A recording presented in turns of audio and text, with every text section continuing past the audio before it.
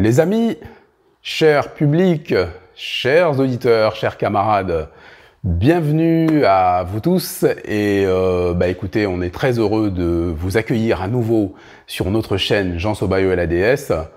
Merci de votre fidélité, vous êtes vraiment de plus en plus nombreux à nous suivre, donc continuez à suivre nos publications, nos contenus, à liker, à partager et bien sûr, continuez à vous abonner. Vous avez raison, c'est ça qu'il faut faire.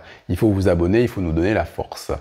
Alors aujourd'hui, on va aborder un sujet hyper bouillant. C'est un sujet d'actualité, c'est un sujet qui nous intéresse tous. En effet, le Mali va-t-il créer sa propre monnaie? Ou plutôt, le Mali est en train de créer sa propre monnaie. Le Mali est en train de prendre son envol, de prendre son indépendance. Restez bien à l'écoute. À tout de suite.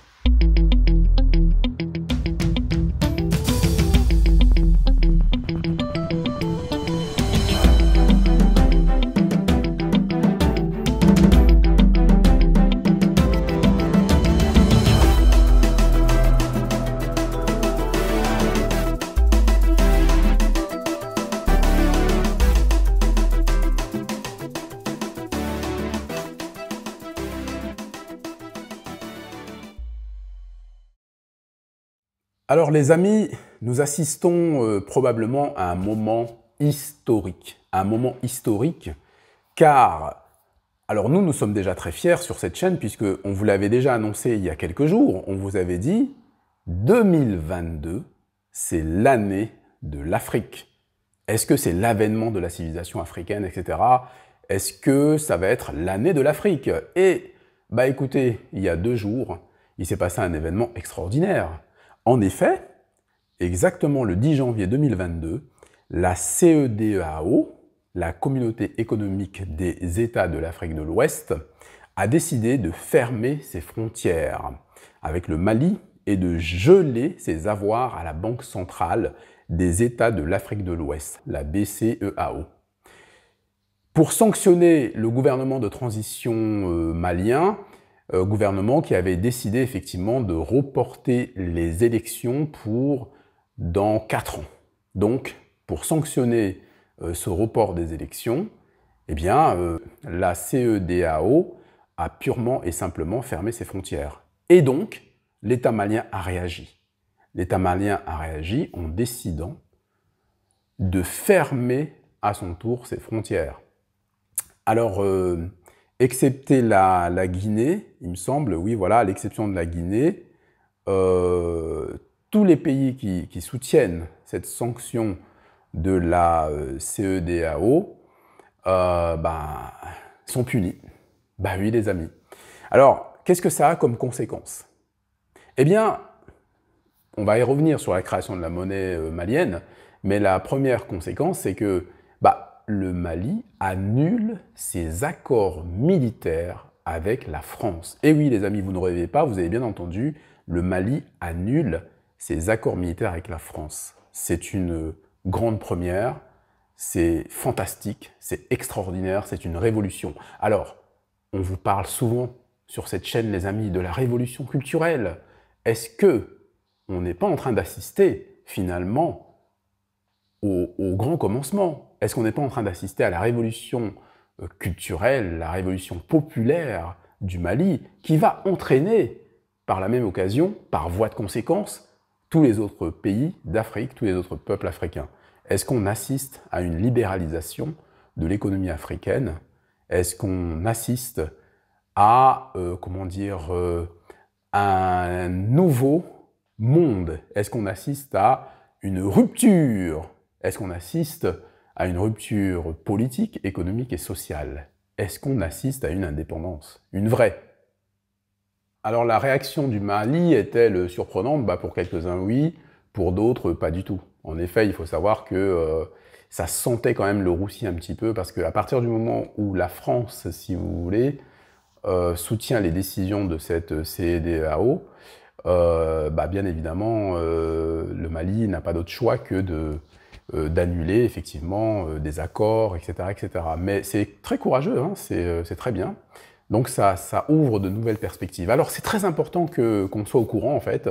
Donc évidemment, il va falloir partager, hein, vous partagez cette information, vous diffusez évidemment parce que partout où nous sommes, voilà, la communauté doit savoir, partout où elle est, que les choses sont en marche et que on n'arrête pas comment dire, le développement. Le développement, on ne peut pas l'arrêter. On peut freiner le développement pendant, si vous voulez, un demi-siècle, un siècle, mais au final, à un moment donné, il va y avoir une rupture, et c'est ce qui est en train de se passer. On vous l'avait dit ici, on vous avait dit, on sent qu'il se passe quelque chose au niveau des populations africaines, on sent qu'il se passe quelque chose au niveau de la diaspora, que ce soit ici, en France, voilà, en Angleterre, aux États-Unis, etc., il y a comme une sorte d'effervescence. C'est-à-dire que chaque élément, comment dirais-je, lutte à sa manière, si vous voulez. C'est pour ça que, justement, on aimerait quand même vous faire passer un message sur cette chaîne.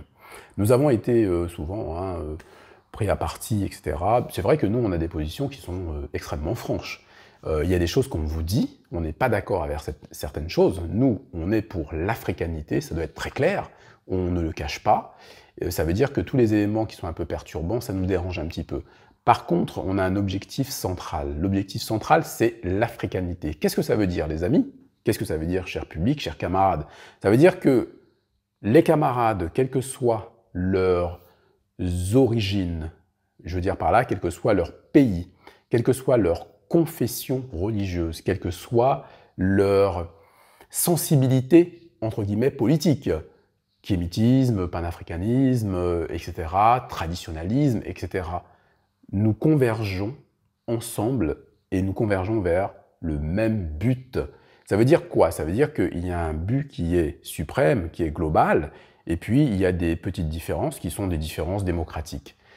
À condition, bien sûr, de mettre au-dessus de tout cette convergence, cet objectif global. Voilà. Après, le reste, ce sont des petites taquineries, ce sont des luttes un petit peu, bon voilà, normales, parce que nous allons vers un monde qui est quand même un monde comment on peut dire ça, multisensibilité. C'est un monde qui regroupe bon nombre de sensibilités, qui regroupe bon nombre de croyances, de sentiments, de pensées, etc., etc. Donc on doit en tenir compte. Voilà, c'est un message qu'on tenait à vous faire partager, parce que bon, souvent, les gens ne comprennent pas. Voilà, les gens ne comprennent pas, donc il faut vraiment qu'on soit clair. Vendredi dernier, nous avons accueilli une personne qui, voilà, ne partage pas forcément nos sentiments, nos idées, notre sensibilité, et pourtant nous avons quand même réussi à avoir un dialogue qui, en tout cas, de son côté, lui a paru très très constructif. Vous voyez, on peut très bien débattre avec des personnes qui n'ont pas du tout la même sensibilité que nous. L'objectif, c'est d'arriver à un but global.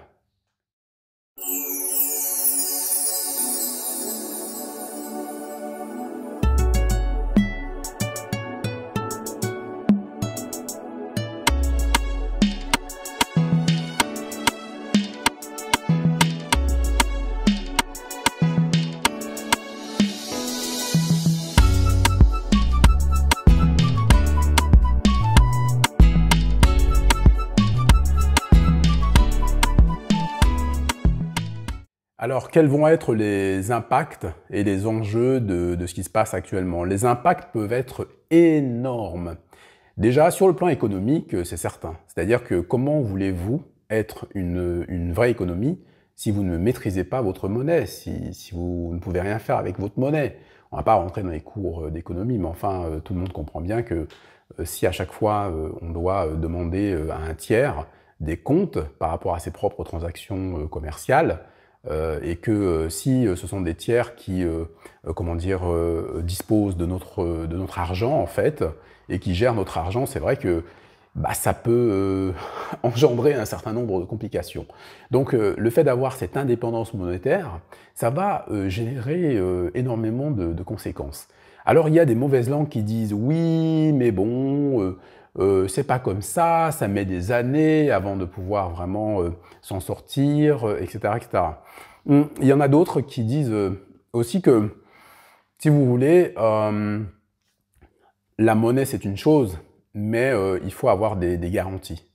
Vous vous rappelez à l'époque, enfin, quand je dis je vous rappelais, bon, personne n'était né, hein, mais c'est pas grave, dans les années 45, hein, il y a eu des accords, les accords de Bretton Woods, etc. Donc tout ça, c'est l'après-guerre, etc.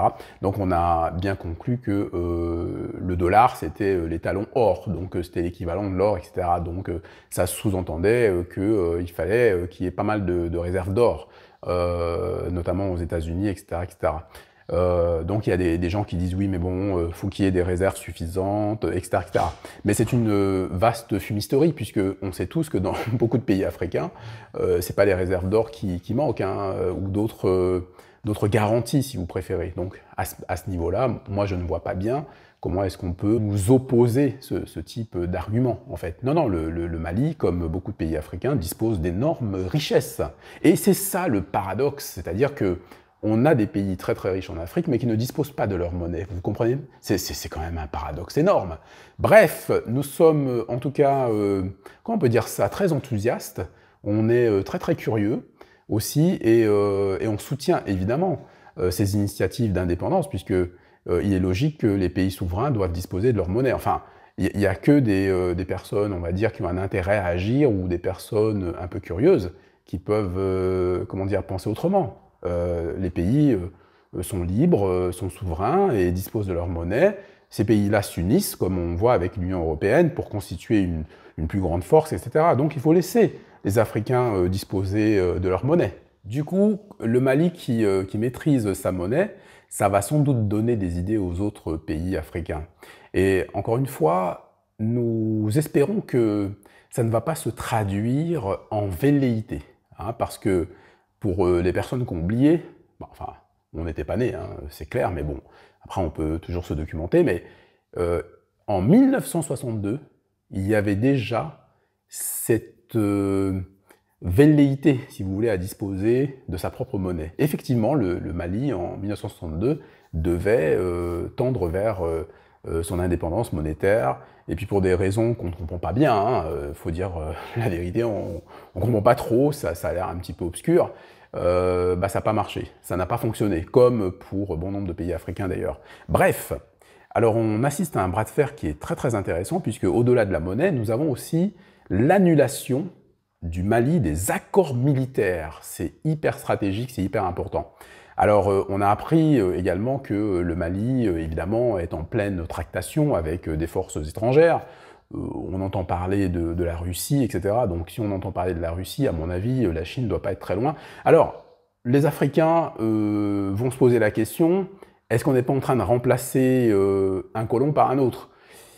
Après, j'ai envie de dire que ce sont des époques qui sont peut-être différentes, c'est-à-dire qu'à une époque, la France avait quand même une certaine hégémonie en Afrique, une certaine politique qui est contestable, hein. D'ailleurs, je vous invite à lire quelques auteurs français, hein, des historiens comme Pascal Blanchard, pour n'en citer qu'un, enfin il y en a d'autres qui parlent de tous ces phénomènes-là, historiques, comme les Américains appellent souvent le containment, c'est-à-dire le fait de maîtriser complètement les gens, par une série de politiques, une série de mesures, etc. On ne va pas rentrer dans tous les détails, parce qu'à ce moment-là, les amis, on en a pour 3-4 heures, etc., etc. Vous voyez, je suis même obligé d'accélérer un petit peu pour pouvoir vous donner le maximum d'idées, pour pouvoir vous préparer, effectivement, aux différents directs qu'on va avoir sur tous ces sujets-là.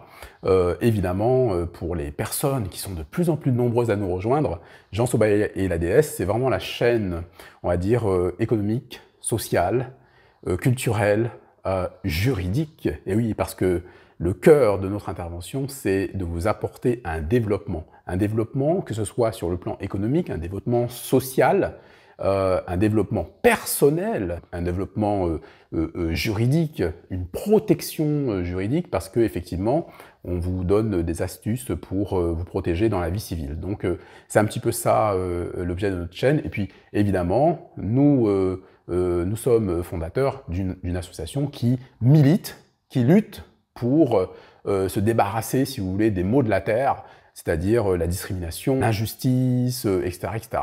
Et voilà, vous savez tout désormais. Donc, vous qui nous rejoignez, sachez que chaque samedi, en tout cas chaque semaine, que ce soit le samedi ou le vendredi, en général c'est le samedi, à partir de 21h, à 21h, je dis à partir de, mais c'est à 21h, nous organisons des émissions en direct, où vous pouvez intervenir, donner votre point de vue, et nous débattons de tous les sujets de la société. Voilà, l'objectif, il est simple, c'est qu'on doit agir. La société civile doit agir. Il ne faut pas attendre que les choses se fassent pour vous. Vous devez agir, donc vous devez vous réunir, vous devez vous organiser, vous devez effectivement faire quelque chose. Il ne faut plus se contenter juste de simples commentaires. Il faut faire ce qu'on peut à son niveau. C'est pour ça qu'on vous demande de nous rejoindre. C'est pas pour rien, c'est pas juste pour revenir et comme ça, et puis voilà, on n'a rien à faire. Non, non, c'est un vrai engagement en fait. Hein. C'est-à-dire que là aujourd'hui, demain, vous ne pourriez plus vous plaindre en disant que oui, bah voilà, il s'est rien passé, etc. Bah non, on vous dira, bah oui, il s'est rien passé parce que vous n'avez rien fait. Donc voilà, ça c'était juste pour vous parler un petit peu de notre chaîne, comment on fonctionne, etc. Et puis nous sommes très ouverts, on accueille tout le monde. On vient de le repréciser. Nous fonctionnons de manière très simple. Quelles que soient les origines des personnes, ce qu'on dit, notre message à nous, c'est que nous sommes afrocentrés, donc si vous venez sur cette chaîne, vous savez très bien qu'on va parler de quoi? De tout ce qui touche la communauté, donc voilà. Mais il n'y a absolument pas de problème, hein, tout le monde est bienvenu. Et nous, en fait, ce qu'on dit aussi, ce qui est très clair, on va le dire tout le temps cette année s'il le faut, c'est qu'il ne faut plus perdre son temps, il ne faut pas stigmatiser les autres. C'est-à-dire que quelqu'un qui est différent de vous est juste différent. C'est pas une raison pour stigmatiser la personne. C'est-à-dire qu'on ne veut pas que sur notre chaîne, on puisse stigmatiser quelqu'un. Par exemple, quelqu'un qui a choisi une autre orientation que la vôtre. C'est son choix privé, en fait. On en a parlé il y a déjà 1 ou 2 semaines. Les gens sont les gens. Les individus sont les individus. Ils font leur choix privé. Ils mettent ce qu'ils veulent sur leur tête.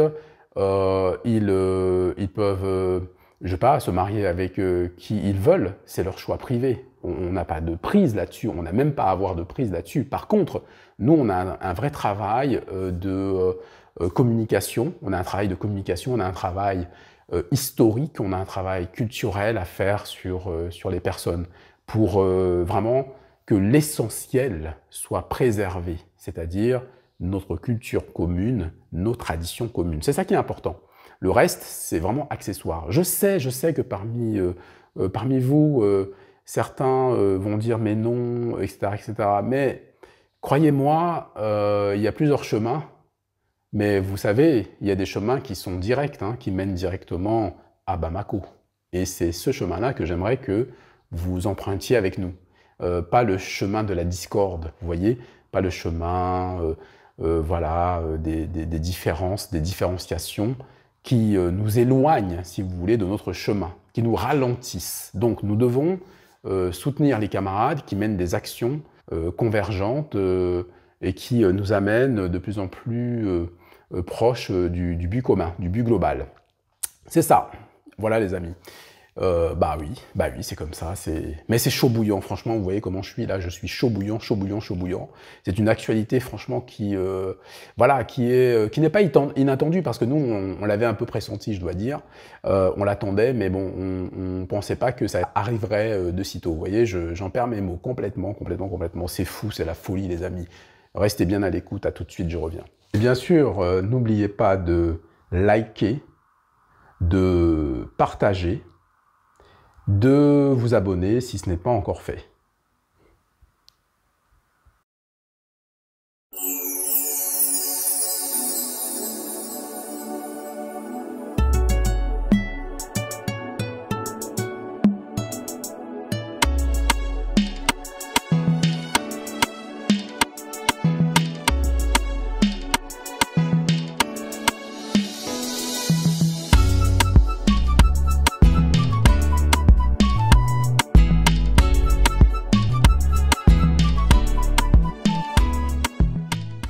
Nous revoilà dans cette édition spéciale indépendance du Mali, indépendance financière, indépendance politique du Mali. Est-ce que c'est un rêve? Allez, on va se pincer parce que, oulala, on se pince parce que on a l'impression qu'on rêve. Mais non, vous êtes vraiment en direct, on est en train de vivre des choses historiques. Le Mali est en train de faire quelque chose d'énorme, d'énorme. On connaît les Maliens, on connaît leur résilience. On sait que ce sont des gens qui sont jusqu'au boutiste, qui sont déterminés et qui ont quelque chose de, comment dire, révolutionnaire. Donc on assiste à la révolution culturelle malienne, à la révolution économique, à la révolution politique.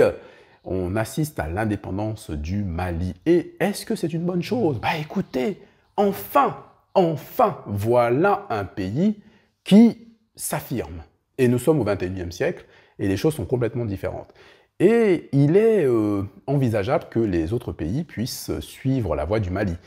Nous pensons que quelques pays vont basculer dans l'indépendance financière, dans l'indépendance monétaire, l'indépendance politique, l'indépendance culturelle. Et tout ça, c'est très très important parce que, effectivement, si on n'est pas indépendant monétairement, c'est très compliqué d'assurer son développement. Alors, qu'est-ce qui risque de se passer après ? Attention, bémol, attention, il peut y avoir un danger. Le danger, c'est qu'il y ait évidemment le boycott. Le boycott, ça veut dire qu'aujourd'hui, je ne suis pas certain que le Mali puisse vivre complètement de manière complètement autonome, on va dire ça comme ça. Je ne sais pas si le Mali est autosuffisant, je ne sais pas si le Mali va pouvoir résister aux pressions internationales. Il va y avoir évidemment des sanctions, qu'elles soient officielles ou non, parce que, bon, vous voyez, l'opinion publique française, l'opinion publique occidentale, de manière générale, connaît de mieux en mieux l'histoire. Et oui, nous avons des personnes qui nous racontent, que, bon, bah, elles découvrent parfois des choses, c'est-à-dire que des personnes qui n'étaient pas au fait sur le plan économique, et qui commencent à découvrir les ravages de leur pays, en fait, sur les autres, en fait. Le ravage économique, le désastre économique. Et pourtant, les amis, il y a 20 ans, il y a 30 ans, on disait déjà la même chose. Premier cours d'économie, si vous tombez sur des bons profs, ils vont vous le dire. Ils vont vous dire, bah attendez, l'économie nord-sud, c'est quelque chose d'unilatéral. C'est juste chimérique. C'est des foutaises. Voilà. Ça a toujours été des foutaises, hein. Après, le problème, c'est que c'est un tout de dire que ce sont des foutaises.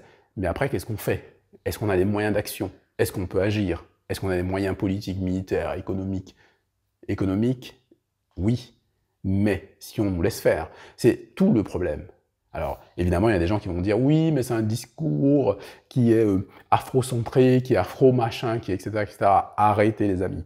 Vous avez des pays d'Afrique qui sont hyper riches, d'accord, qui ont des réserves énormes. On peut parler de pétrole, on peut parler de minerais, on peut parler l'agriculture, etc., etc., etc. Ah, c'est énorme, énorme, énorme, énorme. Et pourtant, ces pays-là sont pauvres. Il y a quelque chose qui ne va pas, on est d'accord. Donc, c'est un juste retour, mérité. Nous espérons que ça va se transformer et qu'il va y avoir un équilibre un petit peu. Vous me parlez souvent du danger, effectivement, des autres puissances, etc. Mais j'ai envie de dire, qui ne risque rien n'a rien.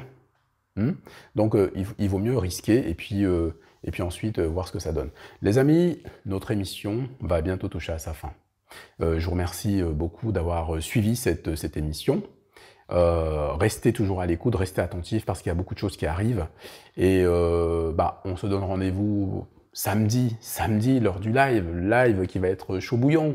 Est-ce qu'on va traiter de ce sujet? Bien sûr, venez, on va parler de ce que vous voulez, du sujet, du Mali, de l'indépendance monétaire, financière, de l'indépendance de l'Afrique, en fait. Et oui, vous ne rêvez pas, l'Afrique est en train de devenir indépendante. Alors évidemment, pour les personnes qui vont tomber sur notre chaîne et qui vont dire l'Afrique est en train de devenir indépendante, ils vont pas comprendre, ils vont se dire mais comment ça, ces pays sont souverains depuis des années, etc., etc. Mais non, mais nous qui vivons la réalité, que ce soit là-bas ou ici, nous qui avons l'occasion de temps à autre de faire des allers et retours, nous qui sommes nés là-bas ou avons grandi là-bas, ou sommes nés là-bas et avons grandi ici, nous qui suivons de près l'actualité africaine parce que nous sommes concernés, parce que de toute façon nous sommes originaires d'Afrique, on ne peut pas nous l'enlever, même si on vit en France depuis des années et des années et des années, c'est tout à fait normal que son cœur batte pour son pays d'origine. Donc les gens qui vous disent l'inverse, ils veulent vous éloigner du but global, du but commun.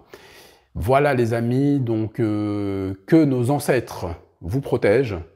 Voilà, et puis n'oubliez pas évidemment de faire votre devoir conjugal, c'est-à-dire je like, je partage, je mets des petits commentaires, et évidemment, si je ne suis pas abonné à Jean Sobayo et la DS, je m'abonne immédiatement. Vous pouvez vous abonner en cliquant ici, voilà, sur la gauche de l'écran, il y a une petite photo avec un petit chanteur, etc. Vous cliquez dessus, vous vous abonnez, ça y est, c'est bon, vous avez accompli votre devoir conjugal. Et puis surtout, suivez-nous, regardez nos publications, nos commentaires. 2022, Cannes 2022, ça avait déjà commencé, ça chauffait déjà. Et bien ça continue avec le Mali qui vole vers sa liberté. Donc, que la paix soit avec vous, que Bamako règne dans le monde, comme ce fut le cas il y a pas très longtemps. Et je vous dis à samedi à 21h pour un méga live. J'en perds mes mots tellement je suis ému. Eh ben oui, c'est ça, c'est la magie du direct, c'est ça. Allez, à bientôt les amis. Ciao.